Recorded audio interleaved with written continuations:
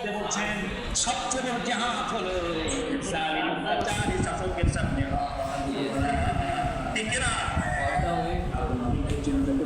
আপনাকে টাকা দিয়ে আনছি সামনের বদলে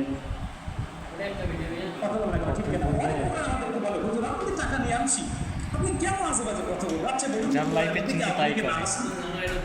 নাম আছে, কোনো মন্ত্রীর নাম আছে, তাহলে কোরআনে কার নাম আছে? কি লাগে আল্লাহ রাসূলের সাহাবীদের নাম আছে, ঠিক কি না? এদেরকে বলার কারণে যদি আমরা জঙ্গিবাদী হয়ে যাই, মৌলবাদী হয়ে যাই, তাহলে আমাদেরকে দাওয়াত দেওয়ার প্রয়োজন নাই, ঠিক কি না?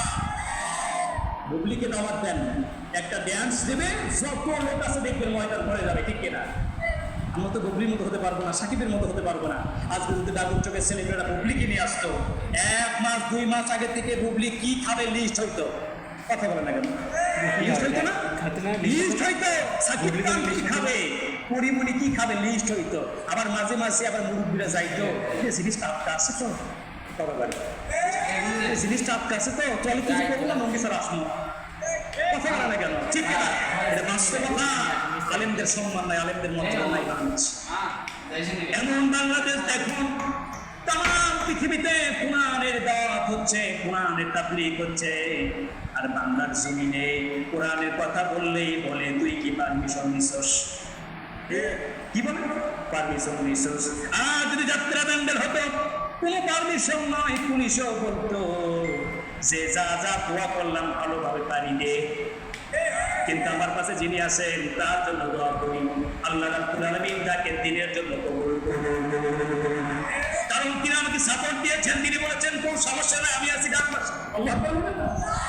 আমার ভাইয়েরা ওই দিকে যাওয়ার প্রয়োজন নাই। কেন যাচ্ছি জানেন? কারণ কিছু কিছু হক কথা বলা দরকার আছে।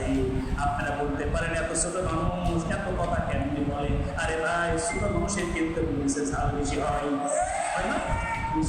এই ময়দান থেকে বলে যাব, আমি হলো উচিত ধরা আল্লাহর কসম বলছি, আল্লাহর কসম করে বলছি, আমার নিজের চেষ্টা আর আমার পিতামাতার দোয়া ছাড়া আমি এখানে বসতে পারতাম না।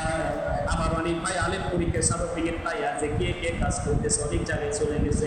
আমি আলাপ করতেছি, কোরআনের তাফসীর নিয়ে পড়তেছি, ইসলাম স্টাডি করতেছি। আল্লাহ রাব্বুল আলামিন আমাকে এমন একটা আসন দিয়েছেন যে আসলে আমি একটা গুনাহগার, কিছুই নাই। সেই মানুষকে আল্লাহ রাব্বুল আলামিন এত সুন্দর দাবি জাগে বসা শুরু করে দিয়েছে। সুবহানাল্লাহ।